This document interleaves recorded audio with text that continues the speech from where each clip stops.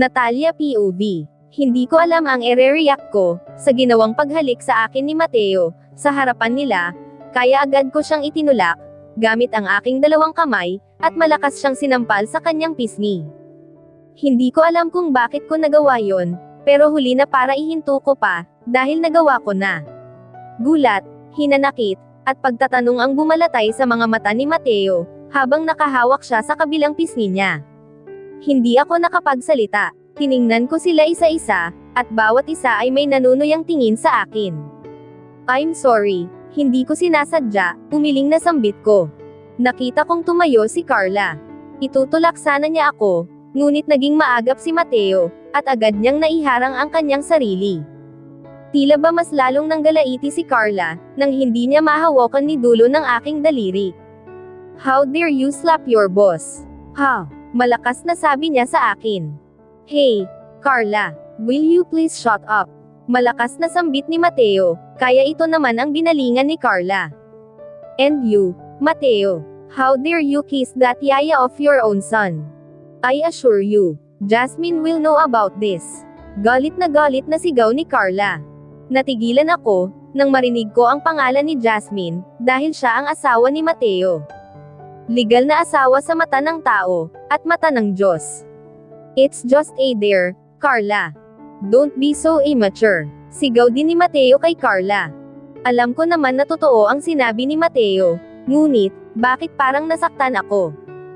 Hindi ba dapat naman ay tanggap ko? Yeah, a dare. But seems you like it too, Mateo. Hey, stop that nonsense, Carla. Just play along. Ikaw ang may gusto ng larong ito, remember? Pidgel ni Clark. Tumayo na rin si Clark, at lumapit kay Carla. Hinawakan sa braso si Carla, at pilit na pinapabalik sa pwesto nito kanina. Bakit po kayo nag-aaway? Napatingin kaming lahat, nang magsalita si Rafael. Nakalimutan kong nasa gilid ko nga lang pala ang alaga ko. I'm sorry, Tita Carla. It's my fault. Huwag mo sanang awayin si Yaya Natalia. Halos mangiyak-ngiyak na sambit ni Rafael. Hindi naman pinansin ni Carla ang sinabi ni Rafael. Sa akin siya tumingin, nang walang kasing talam, na para bang sa tingin pa lang, ay gusto na niya akong patayin. All of you guys, calm down. It's just a game, okay? Huwag nating seryosohin, wika ni Clark, na pilit pinapakalma ang lahat. Lalo na si Carla, na anumang oras ay handa na naman akong sugurin. Si Mateo naman ay halos itago na ako sa kanyang likuran. Hindi ko kinaya ang tensyon sa paligid. Kaya naman umalis ako sa likuran ni Mateo. At tumakbo palayo sa kanilang lahat. This is so embarrassing. Kahit sa pin ko sa paa ay nakalimutan ko ng isuot, kaya ramdam na ramdam ko ang pinong buhangin sa aking talampakan. Hindi ko alam kung saan na ako nakarating. Napahinto lang ako, nang may pumihil sa braso ko. Bigla niya akong niyakap, at idinikit sa kanyang matipunong dibdib. At pagtingala ko, ay bumungad sa akin ang nagsusumamong mukha ni Mateo. I'm sorry, Natalia. Hindi ko sinasadyang gawin yon sa harap nila, dahil alam kong ayaw mong ipaalam na may relasyon tayo. Nadala lang ako ng aking emosyon, dahil alam kong ang nakapaligid sa'yo ay mga lalaki, na may lihim na pagtingin sa'yo, wika ni Mateo, hinaplos niya ang aking mahabang buhok. Hindi ko pinansin ang sinabi niyang dahilan. Mas lalo ko lang isiniksik ang aking mukha sa kanyang dibdib. Ngunit nang maalala ko ang sinabi ni Carla, na makakarating kay Jasmine ang nangyari, ay bigla na lang namuo ang aking luha. Alam ko namang mali itong pinasok ko, pero anong gagawin ko? Mahal ko na talaga si Mateo noon pa man. At magpahanggang ngayon, ay hindi pa rin nagbabago ang nararamdaman ko para sa kanya. Isa pa, naibigay ko na rin ang mahalagang bagay sa aking sarili, na mahabang panahon ko rin na iningatan. Ang inaalala ko, ay paano kung malaman ni Lola Soledad ang tungkol dito, lalo na at may hint na sila sa amin ni Mateo. Paano kung magalit sa akin si Lola Soledad, at kamulan niya ako? Napailing ng kusa ang ulo ko. Humiwalay ako sa katawan ni Mateo, at sinabi ang mga katagang hindi ko pinag-isipan. Mateo, maghiwalay na lang kaya tayo. Nanginginig ang labing sambit ko. Naging sunod-sunod ang aking paghikbi, kasabay ng pagdaloy ng aking mga luha sa aking pisngi. What did you say? Lumakas ang timbre ng boses ni Mateo. Kitang-kita ko ang dismayadong hitsura niya. This is the best thing to do, Mateo. No, hindi ako papayag. Akin ka lang, Natalia. At alam mong hindi ko nahahayaang maulit pa ang nangyari noon. Sigaw ni Mateo sa harapan ko. Nagulat na lang ako, nang hulihin niya ang kamay ko, at mas lalo pa akong hinila palayo, mula sa aming mga kasamahan. Mateo. Agaw pansin ko sa kanya, dahil tila ba nawalan na siya ng pakialam, habang hila niya ako sa aking braso. Mateo. Sandali. Nasasaktan na ako. Muling sigaw ko sa kanya. Hinila kong bigla ang aking kamay, kaya nabitawan niya ito. He frustrated looking at me. Why, Natalia? Bakit gusto mo nang makipaghiwalay sa akin, ha? Dahil ba marami nang nagkakagusto sa'yo? Dahil na nandyan si Clark at Diego, na nag-aabang sa'yo. Aniya na unti-unting naglalakad papalapit sa akin. Mateo, hindi sa ganon. Kung ganon, anong dahilan, ha? Nagulat ako, nang inisang hakbang ako ni Mateo.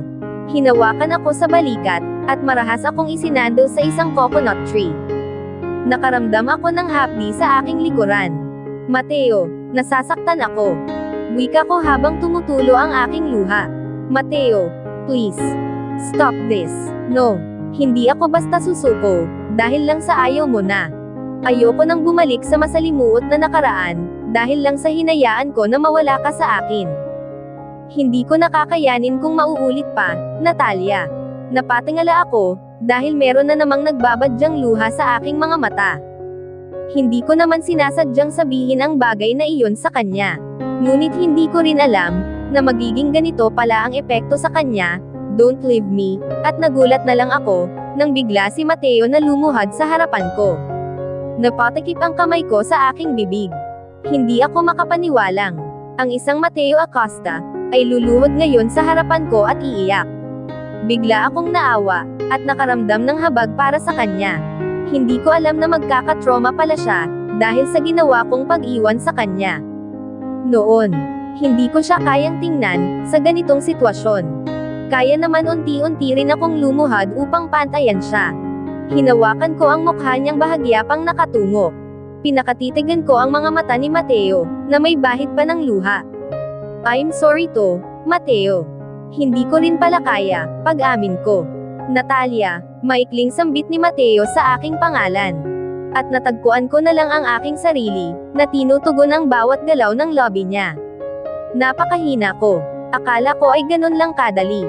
Na kapag nasabi ko na ay okay na. Na kaya ko na siyang iwan. Pero hindi pala. Hindi pala ganun kadali. Gagawin ko pa lang ay para na agad akong dinudurog. Naramdaman ko ang pagbuhat ni Mateo sa akin. Dinala niya ako sa tabing dagat, na may malaking tipak ng bato. Isinandal niya ako roon, habang ang ngapa ako ay naabot ang tubig. I assure you, hindi ka na makakawala sa akin, at muli niya akong siniil ng halik. Sobrang init ng bawat haplos ng palad ni Mateo sa katawan ko. Na kahit sobrang lamig ng hangin dito sa tabing dagat, ay hindi matatalo ang init na aming nararamdaman para sa isa't isa. Nanlaki naman ang mga mata ko, nang punatin niya ang suot kong summer dress. Mateo, bakit mo sinira? Gulat na sigaw ko. Don't worry. Bibilhan na lang kita ng mas marami niyan, bulong niya sa puno ng tainga ko. Umihip ang malamig na hangin, kaya nakaramdam ako bahagya ng lamig. Kapag ako talaga nagkasakit, pepektusan ko itong lalaking ito. Ngunit ang lamig na nararamdaman ko, ay biglang nawala, nang muling sakupin ni Mateo ang aking bibig, at doon sa tabing dagat, ay paulit-ulit akong inangkin ni Mateo. Nang magising ako kinaumagahan, ay wala na si Mateo sa tabi ko. Nakahiga pa rin ako sa buhanginan, ngunit may maayos na akong latag. Iba na rin ang suot kong damit. Ganun ba ako kapagod, para hindi ko maramdaman ang lahat ng ginawa ni Mateo sa akin kagabi? Bumangon ako, at lumangaling nga sa paligid. Nang hindi ko makita si Mateo, ay nagpasya na akong bumalik na sa aming tent. Ngunit pagbukas ko, ay nakatingin silang lahat sa akin. At isa pa sa ikinagulat ko, ay ang biglang paglapit sa akin ni Mateo. Where have you been? I've looking you the whole night. Pagalit na saad sa akin ni Mateo. Like what? Magkasama lang kami kagabi, Tas ganito ang bungad niya sa akin. I thought you'd lost. Hindi ka na sana nakabalik. Masungit na sabi ni Carla. Bigla siyang tumayo mula sa pagkakaupo niya. Akala ko ay lalapit siya sa akin, ngunit hindi pala. Dadaan lang pala siya sa harapan ko palabas, ngunit hindi ko inaasahan ang malakas na pagbunggo niya sa balikat ko. Natigilan ako sa ginawa niya. Napasunod ako ng tingin, at kita kong naghubad siya ng pang-ibabaw niyang damit, kaya ang naiwan ay ang black two-piece niya. Agad naman akong tumingin kay Mateo, para tingnan kung nakatingin siya kay Carla, ngunit hindi pala. Sa akin siya nakatingin, pati na rin sina Clark at Rafael. Sorry guys, pinag-alala ko pa kayo. Sorry din sa nangyari kagabi. Hindi ko intensyon na sirain ang kasiyahan nyo, patay mali siyang sambit ko. Naiinis ako kay Mateo, matapos magpakasasa sa katawan ko kagabi. Magkukunwering inosente sa harapan ko. Kairepan ko nga. Umalis na ako sa tent ko, dahil nandun silang lahat. Chinek ko ang tent ni na Mateo, at nakita ko nga si Rafael, na mahimbing pa ang pagkakatulog. Nandito pa rin naman ang gamit ni Carla, pero sigurado ako, hindi sila magkatabing natulog ni Mateo kagabi, dahil ako ang kasama nito buong magdamag. I wonder, kung paano siya nakakuha ng damit na pamalit ko kagabi, nang walang nakakakita sa kanya. Umupo ako sa tabi ni Rafael. Inayos ko ang kumot niya sa kanyang katawan. Pinakatitigan ko ulit ang malubang pisngi niya. At biglang pumasok sa isip ko, na siya nga pala ang nag-utos sa daddy niya na halikan ako. Magkakuntsaba kaya sila. Mukhang pinagkakasunduan ako ng mag-ama. Lumabas ako ng tent. Nakita kong nag-iho si Daigang mga seafoods, kaya lumapit ako sa kanya. Nakaramdam na din kasi ako ng pagkulam ng aking sikmura, dahil kagabi pa nga pala akong hindi kumakain. Tumabi ako kay Diego. Ang awkward, dahil hindi ako makapagsalita. Hindi ko rin siya magawang kausapin. Ewan ko ba, feeling ko kasi guilty ako, dahil sa mga pinaggagawa ko. Here, eat this. Rinig kong sambit niya, sabay abot sa akin ng malaking hipon. Sa tingin ko, ay ito ang tinatawag nilang tiger prawns. Inabot ko ang malaking hipon, na nakatusok sa pang-barbecue stick. Nagangat ako ng tingin, para tingnan si Diego, ngunit ni Sulyap ay hindi man lang niya ako tiningnan. Galit ka ba sakin? Malakas na loob na tanong ko, ngunit hindi siya sumagot, at ipinagpatuloy niya lang ang paglalagay ng barbecue sauce sa iniihaw niya. Napabuntong hininga ako, sigurado akong galit nga siya sa akin. Hindi sa galit, siguro ay may tampo. Lagi kasi siyang ganyan, kapag may sama ng loob. Hindi ako kinakausap, Ate Natalia. Napakunot naman ang noo ko. Pangalan ko ba yon? Hoy, Ate Natalia. Muling tawag sa pangalan ko. Teka, si Belinda ba yon? Unti-unti akong lumangon, sa pinanggalingan ng malakas na boses. Belinda. Oo, ate. Ako nga. Kailan ka pa dito? Tak ang tanong ko. Dahil sa pagkakaalam ko, ay hindi naman namin siya kasamang pumunta dito. Kanina lang umaga, ipinahatid ako ni Senyor Ito Mateo dito, para ako daw ang mag-alaga kay Rafael. Kwento niya pagkalapit. Hi Diego. Bati pa nito sa tahimik na si Diego. Ngumiti naman si Diego sa kanya, kaya medyo kinilig ang pa si Belinda. Ang ginawa ko, ay hinila ko palayo si Belinda. Nakita ko pang kakalabas lang ni Mateo sa tent ko, habang si Clark at si Carla, ay magkatabing nag-uusap doon sa tabing dagat. Nag-iwas na lang ako ng tingin kay Mateo, at ipinagpatuloy ko ang paghila kay Belinda palayo. Teka lang, ate, saan mo ba ako dadalhin, ha? Tila ba nagrereklamong sambit ni Belinda sa akin? Huminto kami sa may tapat ng coconut tree. Bigla ko tuloy naalala, na dito nga pala ako isinandal ni Mateo kagabi. Ipinahatid ka sa driver niya, para alagaan si Rafael. Pero bakit? Nandito naman ako, tingin niya ba hindi ko inaalagaan ang anak niya? Naiinis na sambit ko. Hindi naman siguro sa ganun, ate. Malay mo, gusto kanyang mag-enjoy. At sa kahayaan mo ba yon? Natutuwa nga ako, dahil kahit papaano ay nakapamasyal ako, at nakapunta sa ganito kagandang lugar. Halika na nga, baka magising na si Rafael. Huwag ka nang mag-overthink, ate. Mag-enjoy ka na lang, nakangiting saad ni Belinda sa akin. Sinundan ko ng tingin si Belinda, na nagmamadaling naglakad palayo sa akin. Napaling na lang tuloy ako, dahil baka lalong makahalata sina Carla at Clark. Iginala ko ang aking paningin, at nakita ko ulit ang batong naging saksi, sa makamundong ginawa namin ni Mateo kagabi. Hindi ko namalayan, na unti-unti na palang humahakbang ang mga paa ko pabalik doon. Umupo ulit ako, at isinandal ang aking likuran. Pumikit ako, at inalala ang ginawa sa akin ni Mateo kagabi. Pakiramdam ko ba ay mas lalo ko pa siyang hinahanap-hanap. Para bang mas naaadik pa ako sa presensya niya. Nananatili akong nakapikit, nang may apat na lobby sa akin, kaya agad akong napamulat. Mateo, gulat na sambit ko. What are you doing here, with your closed eyes? Natatawang sambit niya. Wanna do it again? Aniya na may mapaglarong ngiti. Hindi Inantok lang ako. Alibay ko, pero tinawanan lang ako ni Mateo. Inaantok ka. Okay. Akala ko kasi gusto mo pa, aniya. At tumawa na naman, kaya bumaba na ako sa batong inuupuan ko. Naglakad ako palayo sa kanya, pero sinusundan niya naman ako. Ba't mo ba ako sinusundan? Tumigil ako sa paghakbang, at humarap sa kanya, habang nakapamaywang. Bakit ba ang sanggit mo ngayon?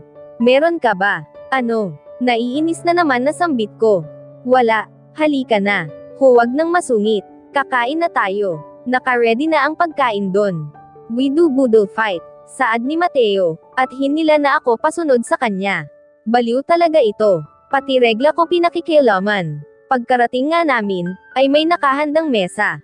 Nag-ready talaga sila ng mga gagamiting gamit. Tuldok, sa gitna ng mesa, ay may nakalatag na dahon ng saging. May kanin sa ilalim, at sa ibabaw nito ay ang nga seafoods na inihaw ni Diego kanina. May mga prutas din, na sa tingin ko ay si Belinda na ang may dala. Good morning, Yaya Natalia. Bati sa akin ni Rafael, na halatang kakagising lang. Good morning baby, katabi ko si Rafael kaya mabilis ko siyang nayakap. Magkatabi si Diego at Belinda. Sa may bandang gilid naman, ay sina Carla at Clark. Habang kami ni Mateo, ay nasa tabi ng ni Rafael. Ano pang hinihintay natin? Kainan na. Masiglang sambit ni Belinda. Mabuti na lang, at hindi maarte ang amo namin, pati na ang mga kasama namin. For you, Diego, wika ni Belinda habang nakangiti. Ipinagbalat kasi niya si Diego ng hipon, at inilagay sa tapat nito. Hindi ako kumakain ng hipon, sambit naman ni Diego, kaya ibinalik niya ito sa tapat ni Belinda. Really? Hindi ka kumakain ng hipon? Nakakasad naman. Aniya ni Belinda, na kunwaring nalungkot. Allergy ako dyan. Kaya naman pala. Sayang. Ang sarap pa naman ng hipon, lalo na kapag sinisip-sip yung ulo. Si Belinda na sinipsip nga ang ulo ng hipon, na may tunog pa, kaya natigilan ang mga kumakain, at nabaling sa akin ang kanilang mga atensyon. Bakit? Nailang nasambit ko sa kanila. Bigla namang tumawa si Carla, at tila nakahanap ng pagtitripan. Ikaw Natalia, kumakain ka rin ba, at sumisip-sip ng ulo? Natigilan ako sa tanong niya. Mukhang natigilan din ang mga naririto, kaya tumahimik ang paligid, at hinihintay yata nila ang sagot ko. Nang hipon ba? Of course. In fact favorite ko yan, kaya sinisip-sip ko talaga. Matapang na sagot ko. Talagang sinusubukan niya yata ako. Kaya papatulan ko siya, pagdating sa ganyang bagay. Napatingin naman akong bigla kay Mateo, at parang timang, na panay ang galaw ng Adam's apple niya. Wow! Great! Sanay ka na sigurong sumipsip at kumain. Banitin niya pa ang kanyang sasabihin, pero alam ko naman ang nasa isip niya. Enough. Magsikain na tayo, at lumalamig na itong pagkain natin. Wika ni Mateo, na hindi na yata matagalan ang topic ni Carla. At dahil nakaisip ako ng kalokohan, ay kumuha ako ng isang hipon. Pinaghiwalay ko ang ulo at katawan saka ko isinawsaw ang ulo sa sawsawan.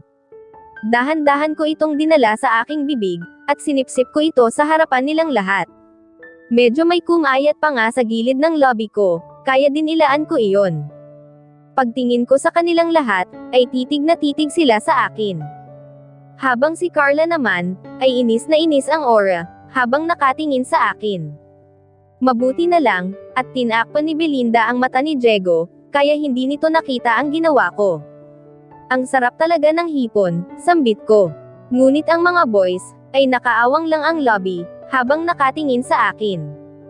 Pero iba ang tingin ni Mateo. Para bang gusto na niya agad akong hilahin anytime, kung saan at subukan, kung talaga bang kaya kong gawin yun sa kanya. Gusto nyo? Oo. Aniya ni Clark, na siya pang nangunguna sa pagkain ng natitirang hipon. Si Diego ay nagtatadges ang bagang, sa hindi ko malaman na dahilan. Hindi siguro nagustuhan ang ginawa ko kanina. Well, kung lagi na lang akong ipo-provoke ni Carla, ay baka mas higit pa rito ang magawa ko sa susunod. Ayoko na palang kumain. I lost my appetite na, wika ni Carla, at padabog na hinubad ang gloves na nakasuot sa kamay niya. I lose my appetite daw, pero nakalahati na yung rice na nasa tapat niya. Kami na lang ang natirang kumain. Hindi na rin kasi nagtagal si Clark, at sumunod na rin kay Carla. Si Diego, ang naging tagapukpok ng mga galame ng alimasag tapos ibinibigay niya kay Rafael. Habang si Belinda naman, ang nag-aasikaso kay Rafael. Naramdaman ko naman ang paglapit ng bibig ni Mateo, sa ilalim ng tainga ko. Let's see, kung kaya mo talagang samubo, at sumipsip ng ulo. Aba, at sineryoso niya. Hindi ko rin kasi alam kung kaya ko ang bagay na yon, dahil never ko pa naman na-try. Ito kasing si Carla, pahamak. Pagkatapos naming kumain, ay nagpahinga lang kami ng konti, at naligo na kami sa dagat. Ang mga boys ay nag-surfang, including Diego, na ngayon ko lang nalaman, na marunong pala siya.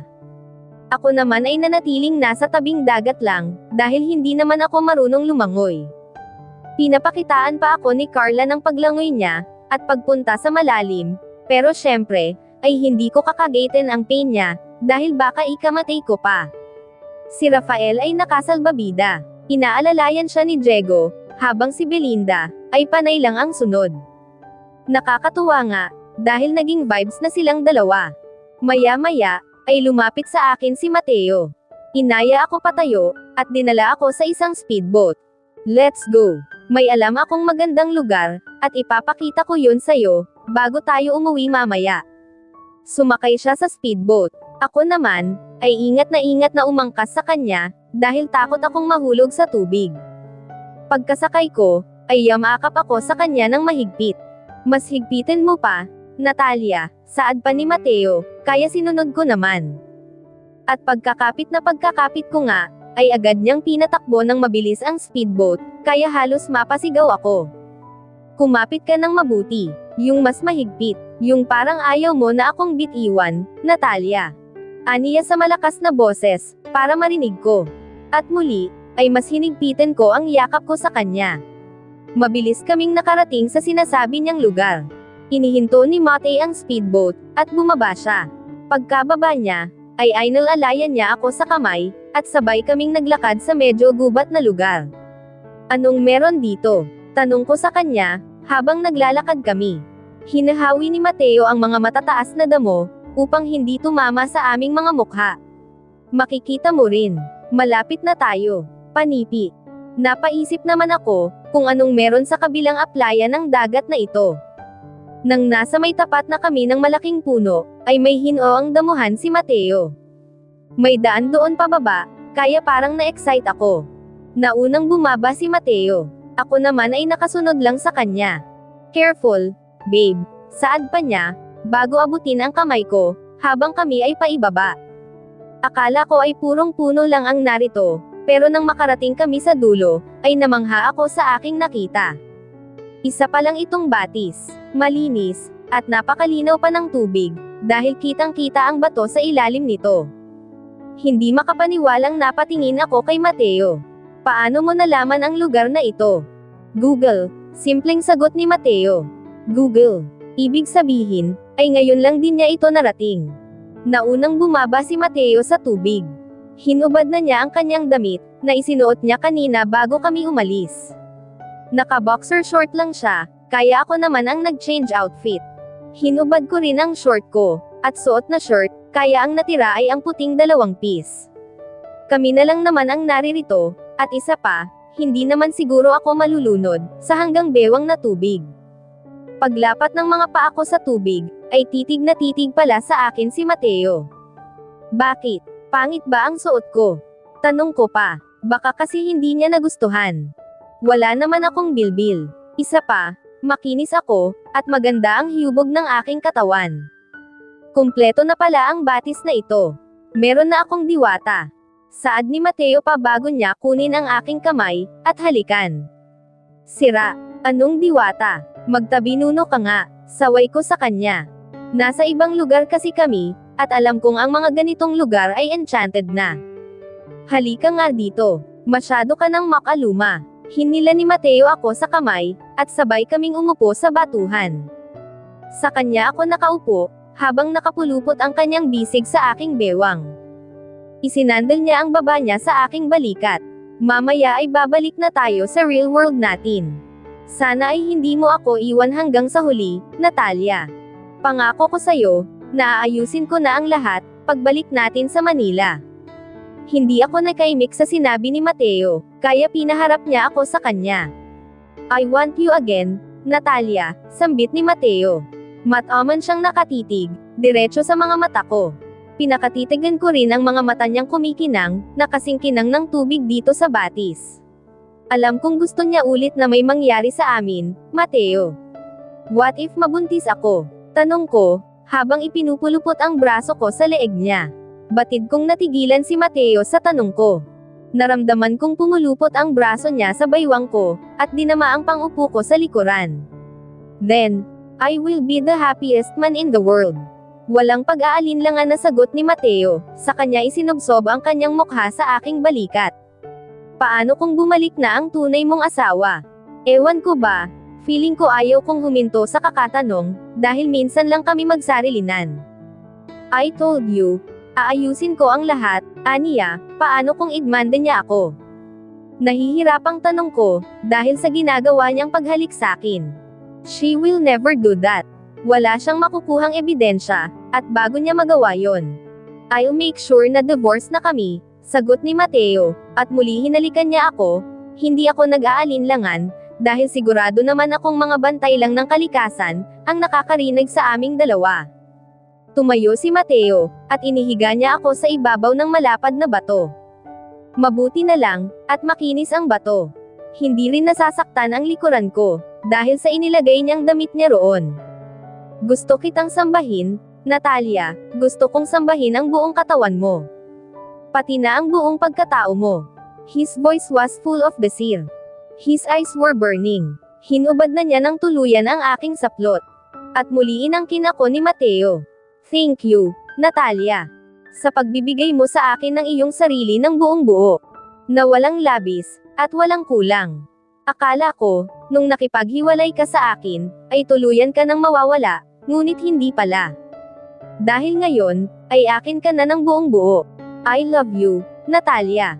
Please stay with me, no matter what happened. Hindi na rin kami nagtagal sa batis. Pagbalik namin sa aming mga kasamahan, ay wala na sina Carla at Clark. Ang kwento ni Belinda, ay nagmamadali daw na umalis, dahil nagkaroon daw ng emergency si Carla.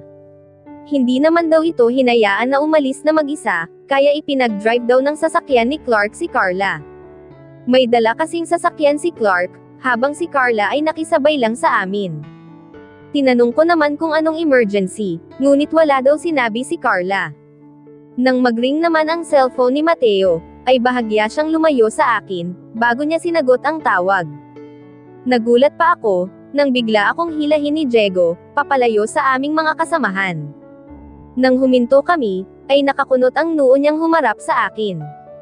Saan kayo galing ni Mateo, ha? Galit, at gigil na tanong niya. Napanganga ako, dahil ngayon ko lang siya nakitang ganito. Diego, nasasaktan ako, malumanay kong sabi sa kanya. Napapahigpit na kasi ang hawak niya sa akin, dahil sa emosyon na hindi niya makontrol. Galing kami sa batis. Ipinakita niya lang sa akin, tapos umalis na rin kami. Mas lalo namang humigpit ang pagkakakapit niya sa braso ko. Pumunta. Ipinakita, tapos umalis din. Sinong niloloko mo, Natalia? Ha? Umamin ka nga, may nangyayari na ba sa inyo ng ex mong yun? Lumakas na ang boses ni Diego. Teka nga, bitawan mo nga ako. Sigaw ko, at pilit ko na rin na inaagaw ang kamay ko, mula sa pagkakahawak niya, dahil mas madiin na ito kumpara kanina. Hindi yan ang kailangan kong sagot. May nangyayari na ba sa inyo, o wala? Oo, meron na. Ano bang paki mo? Sigaw ko, dahil tuluyan na rin na naubos ang pasensya ko. Natigilan siya, at tuluyan nang binitawan ang kamay ko. Iiling-iling siyang lumayo sa akin, saka napahawak sa kanyang ulo, na para bang mababaliw. For God's sake, may asawa na si Mateo. Bakit pinatulan mo pa? Look at yourself. Hindi ka ba naaawa sa sarili mo? Naniwala ka nang naniwala sa pangako niya, gayong wala pa siyang napapatunayan. Baka nakakalimutan mong kasal sila, at pwedeng-pwede kang aidmande ng asawa niya. He frustratedly looking at me. Napatungo ako, sabay tulo ng luha ko. I know na concern lang si Diego sa akin. Noon pa man, ang gusto lang ni Diego, ay maprotektahan ako. Pero anong magagawa ko? Nangyari na. Nagawa ko na, at ang pwede ko na lang gawin, ay panindigan, at paniwalaan ang pangako ni Mateo, na tutuparin niya ito. Alam kong hindi niya ako bibiguin. Kinahapunan nga, ay umuwi na rin kami. Tapos na ang weekends. May pasok na rin si Mateo kinabukasan, at alam kong tapos na ulit ang aming pantasya sa isa't isa. Tago na naman ang aming magiging kilos sa mansion. Driver namin ulit si Diego. Katabi niya si Belinda sa unahan.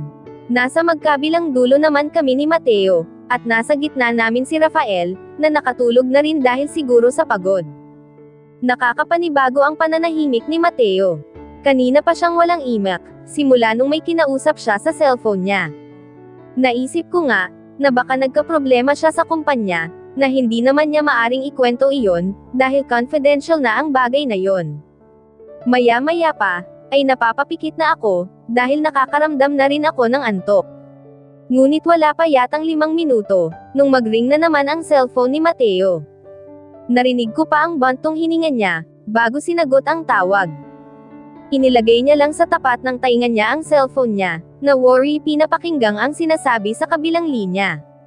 Okay, Mom, pauwi na kami, huling saad ni Mateo, at pinatay na ulit ang tawag. Ibig sabihin ba nito, ay mommy niya ang tumawag?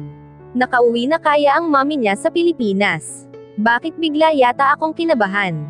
Napatingin ako kay Mateo, at nahuli kong nakatingin din pala siya sa akin. Mabilis naman akong nag-iwas ng tingin rito. Buong biyahe yata, ay hindi na nawala ang kaba ko, dahil habang papalapit kami, ay pabilis na ng pabilis ang kabog ng dibdib ko. Naging boyfriend ko na si Mateo noon, pero hindi ako nagkaroon ng pagkakataon, na makadaupang palad ang kanyang ina.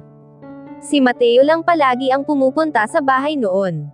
Palagi niyang dinadalaw si nanay, at palagi din siyang may dalang pasalubong. Nagtagal kami ng ilang taon, sa ganong setup.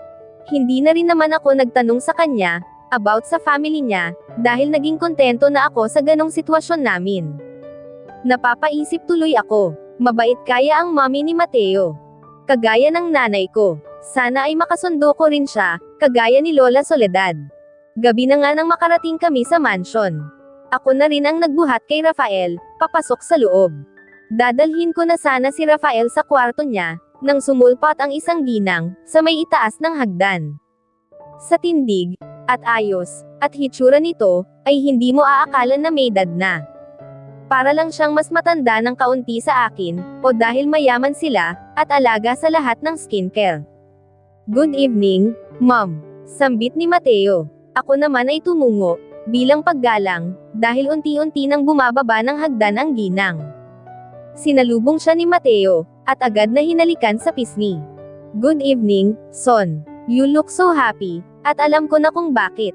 Saad nito, sabay belang sa akin, at sinilip ang natutulog na si Rafael. Nangangalay na nga ako, dahil hindi biro ang bigat ni Rafael. You must be the yaya of my grandson. Nakataas ang kilay na sambit nito sa akin. Kaya naman nailang ako ng bahagya. Opo, naiilang na sagot ko. She's Natalia, Mom, son. I know. Nasabi na sa akin ng nga maids. Good night then, bukas na tayo mag-usap, tungkol sa apo ko. Saad nito, bago ako lampasan. Son, come here. I need to talk to you. Aniya ng ginang. Umakyat na ulit ito paitaas ng hagdan. Bago sumunod si Mateo, ay sumulyap muna siya sa akin. Kaya nginitian ko siya ng bahagya. Sige na, dalhin mo na si Rafael sa silid niya, at magpahinga ka na rin. Natigilan na lang akong bigla, nang lapitan niya ako, at halikan sa aking noon. Napalingon tuloy akong bigla, sa dinaanan ng kanyang mommy. At nakahinga naman ako ng maluwag, nang makita kong wala na roon ang mommy ni Mateo. Paglingon ko lang sa may kusina, ay nakita kong nakatingin sa akin si Diego, habang si Belinda, ay bahagya pang nakanganga. Haze, hindi talaga nag-iisip itong si Mateo. Nailang akong ngumiti sa kanya, saka nagmamadaling umakyat ako sa hagdan, at dinala si Rafael sa kanyang silid. Kinumutan ko muna, at pinatay na ang ilaw. Lumabas ako ng kwarto ni Rafael, at pumasok na sa silid ko. Nakaramdam ako ng pagod ng aking katawan, kaya humiga na agad ako. At hanggang sa makatulog yata ako, ay hindi na nawala sa isip ko ang mommy ni Mateo. Hindi ko nga rin alam, kung bakit umuwi ma'am. Dahil ang alam ko, ay sa ibang bansa na sila naninirahan ni Sir. Maaga akong nagising. Sinilip ko kaagad si Rafael, ngunit tulog pa siya. Kaya nagpa siya akong bumaba na, para makatulong sa iba, at ito agad ang nabungaran ko. Nag-uusap sina Manang Crisanta at Belinda, na sa tingin ko, ang tinutukoy nila ay ang mommy ni Mateo. Olga pala ang pangalan niya. Ngayon ko lang din nalaman. Ang natatandaan ko, huling umuwi si ma'am, ay kasal pa ni senior ito Mateo. Boses iyon ni Belinda. Dumiretso ako sa refrigerator. Kinuha ko ang pitchel na may laman na tubig. Dinala ko sa mesa, at kumuha ako ng baso. Nagsalin ako ng tubig sa baso, at ininom, na kunwari ay hindi ko sila naririnig. Baka naman uuwi na si Ma'am Jasmine. Aniya ng isang maid, na nakisali sa usapan. Bigla tuloy akong nasamid ng tubig, at hindi sinasadyang naibuga ang konti. Ate Natalia, gising ka na pala. Ani ni Belinda, na biglang napalingon sa akin. Oo, tutulong sana ako sa mga gawain dito, habang tulog pa si Rafael, pero mukhang tapos naman na kayo. Oo, kailangan kasi maaga kaming matapos, lalo na sa pagluluto. Gusto kasi ni Ma'am Olga, ay palagi kaming maagap kapag narito siya, wika ni Belinda. At naghiwa-hiwalay na sila ng pwesto.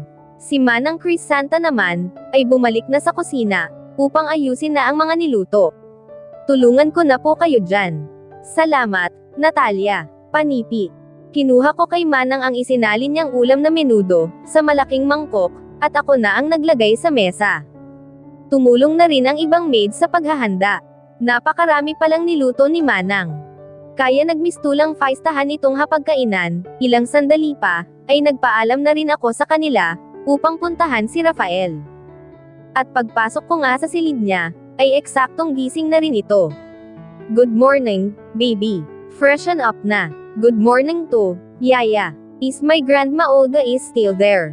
Ha? Oo yata. Hindi ako sigurado, dahil hindi ko pa siya nakikita. Tinulungan kong makatayo si Rafael, mula sa pagkakahiga niya. Ipinasuot ko ang pambahay na tsinelas niya, bago kami dumiretso sa banyo, Yaya. Okay na ako rito. Just wait for me outside, pidgel niya sa akin. Hinayaan ko naman na siya, dahil alam kong sanay na siyang mag-isa sa banyo. Bumalik ako sa kama niya, at inimis ang pinaghigaan niya.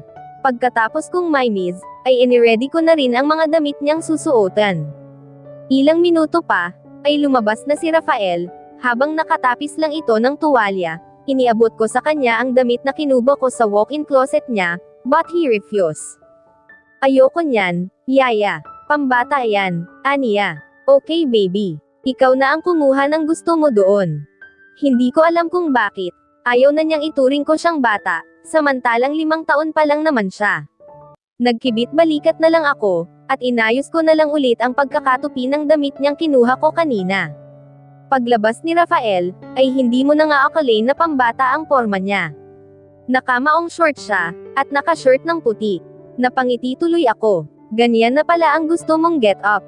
Nilapitan ko siya, at inayos ang buhok niya. Yes, Yaya. Cause I'm a big boy now. Napangiti ulit ako. Natutuwa ako, dahil napakalaki na ng ipinagbago ng ugali ni Rafael. Sigurado ako na matutuwa nito si Lola Soledad, kapag nagkita sila ulit na maglola. Lumabas na kami ni Rafael ng kanyang silid. Sabay lumabas din si Mateo ng kanyang kwarto. Nagkatitigan kami, pero agad ding napalis ang tingin namin sa isa't isa, nang biglang sumulpat ang mommy niya sa gilid namin. "Let's go, Apo," aniya kay Rafael. Sinundan ko sila ng tingin, pero nilingon niya ako. "And you, come here," aniya ng mommy ni Mateo, sabay turo ng hintuturo sa akin. "Opo." Nailang naman akong tumingin kay Mateo, at agad na sumunod sa mommy niya, na hawak-hawak si Rafael sa kamay, habang pababa ng hagdan. Bigla akong hindi naging comfortable ngayong araw. Sa harap ng dining table, ay inasikaso ko si Rafael. May mga maids naman na nag-aasikaso kay Ma'am Olga. Kaya nag-focus na lang ako ng pagpapakain kay Rafael. Panay ang sulyap sa akin ni Mateo, kaya naman naiilang ako. Lalo na kapag titingin sa akin si Ma'am Olga. Tapos titingin din siya kay Mateo, na para bang pinaghihinalaan na kaming dalawa. "Natalia, you can eat with Rafael," saad ni Mateo. Mukhang tapos na yata siya, dahil nagpupunas na sa bibig ng tablecloth. No, walang yaya or maid, na sumasabay sa kanilang amo sa pagkain. Napatingin ako kay Ma'am Olga. Totoo naman yun. Nakasanayan na lang namin noon, nung wala pa siya, nakasabay ko si Rafael na kumain. "Ma'am," magpo-proteste pa sana si Mateo, pero tiningnan na siya ng matalim ni Ma'am Olga. "Okay lang po ako, Senyorito Mateo," saad ko, at bahagya na lang akong ngumiti, para itago ang aking pagkadismayado. "Okay, I have to go, Ma'am," wika ni Mateo. Tumayo na siya mula sa pagkakaupo, at hinalikan ang mommy niya sa pisngi. Sunod ay umikot siya sa pwesto ni Rafael, para siguro halkan rin ito, bilang pagpapalam, pero ang hindi ko inaasahan, ay nang bigla niyang hawakan ang kamay ko, at pisilin ng madiin. Napasulyap ako kay Ma'am Olga. At nang makita ko na nakatingin siya sa akin ng masama, ay agad kong iniiwas ang kamay ko, sa pagkakahawak sa akin ni Mateo. "Kita tayo later," bulong pa niya sa puno ng aking tainga, sabay tikhim niya, para siguro hindi marinig ng mommy niyang, tila babantay sarado sa amin. May alam na kaya siya. Base kasi sa kilos, at tingin ng mommy ni Mateo, ay minamatyagan kaming mabuti. May nakapagsabi na kaya sa kanya. Para tuloy bigla akong nanigas sa aking kinatatayuan. "Yaya, I want leche plan," rinig kong sabi ni Rafael, sabay hila sa kamay ko. "Oo, wait lang, at kukuha ako." Pumunta ako sa ref, at kukuha sana ako ng leche plan, ngunit nang maamoy ko ito, ay halos bumaligtad ang sikmura ko. Dumuwal ako, ngunit mahina lang naman, pero nakaagaw pa rin ako ng kanilang atensyon, at maging si Mateo na papalabas na sa pinto, ay biglang natigilan. Napatakip ako ng kamay sa aking ilong at bibig. Sira na yata ang leche plan, dahil sobrang baho sa pangamoy ko. Akala ko ay tuluyan nang aalis si Mateo, ngunit nang muntik na naman akong maduwal, agad siyang lumapit sa akin. "Hey, Natalia, are you sick? You want me to accompany you at the hospital?" Sunod-sunod na sambit ni Mateo na ikinatulala ko. At dito na po nagtatapos, ang 11 kabanata ng ating kwento, at sana'y muli niyo po akong samahan, sa mga susunod pa kabanata. Maraming salamat po, ingat po tayong lahat. Next chapter 4 na po.